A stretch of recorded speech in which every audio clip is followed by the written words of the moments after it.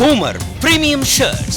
Big Boss show பாத்தீங்கன்னா ரொம்பவே பெரிய ஷோ. இந்த ஷோ வந்து உலகம் ஃபுல்லா நடந்துகிட்டு இருக்கு. அதுவும் இல்லாம நம்ம இந்தியாக்குள்ளேயே நிறைய இடத்துல நடக்குது அப்படிங்கறதுனால இது ரொம்ப பெரிய ஷோ. இது ரொம்ப பெரிய பட்ஜெட்ல எடுக்கிறாங்க. அதனால உள்ள போறவங்களுக்கு எல்லாம் சேலரி அள்ளி அள்ளி கொடுப்பாங்க அப்படின்னு நிறைய தகவல்கள் வந்திருந்தது. இதெல்லாம் பொய்யோ அப்படிங்கிற மாதிரியான ஒரு விஷயம் இப்போ வந்திருக்குங்க. அது என்ன அப்படின்னா, தாமரை செல்விக்கு எவ்வளவு சம்பளம் கொடுத்திருக்காங்க. 98 நாள் அவங்க வீட்டுக்குள்ள இருந்திருக்காங்க. இவ்வளவு நாள் இருந்த இவங்களுக்கு எத்தனை லட்சங்கள் வரப்போகுது, இல்ல கோடி கணக்குல ஏதாவது போயிருக்குமோ அப்படி கூட நிறைய பேர் பேசினாங்க. ஆக்சுவலா பாத்தீங்கன்னா இவங்களுக்கு 50,80,000 ரூபாய் தான் கைக்கு போயிருக்கு. அப்படி இப்படின்னு கணக்கு பண்ணி பாத்தீங்கன்னா ஒரு வாரத்துக்கு 70,000 ரூபாயும், அப்படின்னா ஒரு நாளைக்கு 10,000 ரூபாய் தாங்க தாமரை செல்வியோட சம்பளமா இருக்கு. என்னது, இத்தனை நாள் இருக்கவங்களுக்கே 10 லட்சம் கூட வரலையா அப்படின்னு நீங்க ஷாக் ஆகுறது புரியுது. இதுல இன்னொரு ட்விஸ்டும் இருக்குங்க. டாக்ஸ் அப்படின்னு சொல்லிட்டு இன்னொரு 30% இந்த அமௌண்ட்ல இருந்து கழிச்சாதாங்க சம்பளம் வருது. அதாவது தாமரை செல்வியோட கைக்கு போயிருக்க சம்பளம் எவ்வளவுன்னு பாத்தீங்கன்னா 7 லட்சம் ரூபாய் கூட இருக்காது அப்படின்னு தாங்க சொல்றாங்க. ஒரு பக்கம் தாமரை செல்விக்கு வந்து இந்த அமௌண்ட் ரொம்ப கம்மி அப்படின்னு நினைச்சாலும் அவங்க இதுக்கு முன்னாடி வாங்கிட்டு இருந்த சம்பளத்தோட கம்பேர் பண்ணும்போது இது அவங்களுக்கு ரொம்பவே பெரிய அமௌண்ட். அண்ட் அது மட்டும் இல்லாம அவங்க இப்ப இருக்க கஷ்டத்துக்கு இது ரொம்பவே யூஸ்ஃபுல்லா இருக்கும் அப்படின்னு தோணுது. பட் என்னதான் இருந்தாலும் அந்த பெட்டியில இருந்த 12 லட்சத்தை எடுத்துட்டு போயிருந்தாங்கன்னா அவங்களுக்கு நல்லாவே யூஸ் ஆயிருக்கும். அப்பவே சிபி சொன்னாரு, இவங்க தான் வீட்டுக்குள்ளேயே இருக்க போறேன், கண்டிப்பா என்ன மக்கள் காப்பாத்துவாங்க, நீயும் வெளியே போகாத, கூட இருடா தம்பின்னு அவரை வேற இருக்க சொன்னாங்க. ஆனா சிபி நல்ல வேலை உஷாரா போயிட்டாரு.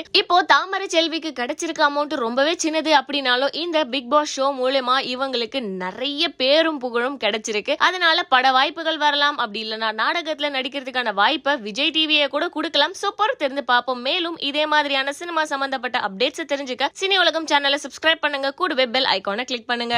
ஏனுங்க மாமாய் அங்க ஓடுனது நான் பாட சொன்னீங்கன்னா அப்புறம் ஓடாம என்ன பண்ணுவாரு? அப்படியே ஓடிலான்னு பார்த்தேன், வேற வழி இல்லை, வீட்டுக்கு கூட்டு போகணும். ஹலோ, அது ஒரு 24 வருஷத்துக்கு முன்னாடி ஓடி கரெக்ட். இனி யோசித்து புண்ணியம் இல்லை, முடிஞ்சு போச்சு. லாக் ஆயிட்டீங்க. சரி, எப்படி இருக்கீங்க சார்? நல்லா இருக்கேன். நீங்க எப்படி இருக்கீங்க? நாங்க ரொம்ப நல்லா இருக்கிறோம். சாப்பிட்டுட்டும் நல்லா இருக்கீங்களா? ஆமா, அப்படிதான் சொல்லி மிரட்டுறாங்க அவங்க. ஓகே. 24 இவ்வளவு நேரம் வேற மாதிரி பேசுனாங்க, நீ வந்தோன்னு வேற மாதிரி பேசுறாங்க.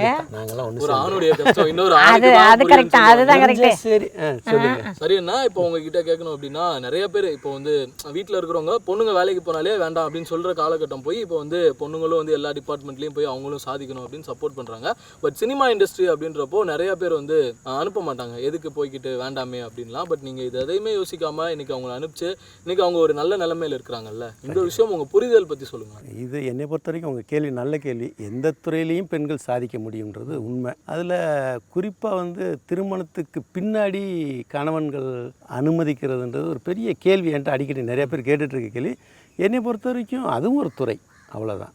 அதுலேயும் பெண்கள் சாதிக்க முடியும், அவங்களுடைய திறமையை காட்ட முடியும். அவங்களுக்கு திறமை இருக்குது, அவங்க சுயமாக செயல்படணும். அதுதான் என்னோடய கருத்து. இன்னும் கூட இப்போ கூட சமீபத்தில் பீகிள் படம் பார்த்தீங்கன்னா கூட விஜய் ஒரு இது சொல்லியிருப்பா, அப்படி நீ வந்து ஒவ்வொரு பெண்ணுக்கு பின்னாடியும் கணவர் இருக்கணும். ஆனால் நம்ம பழமொழி ரொம்ப காலமாக என்ன வச்சுருக்கோம், ஆணுக்கு வெற்றிக்கு பின்னாடி பொண்ணு இருக்காங்க அப்படின்னு நினச்சிருக்கோம். ஏன் இப்படி மாற்றி பார்க்கக்கூடாது? அதுதானே கான்செப்ட், அவ்வளோதான். துப்பாக்கியில் அந்த ஓப்பனிங் சாங் நடுவில் ஒரு லைன் கூட வரும், யுவதிகள் தேடி அவதிகள் கூடி இருந்தும் அதில் தான் சுகம் எல்லாம் அப்படின்னு. ஒரு பெண் ஒரு பையனுடைய அந்த ஒரு இளைஞனா வரக்கூடிய அந்த வயசுல எந்த அளவுக்கு சார் இம்பாக்ட் கிரியேட் பண்ணுவாங்க அவங்களுக்குள்ள?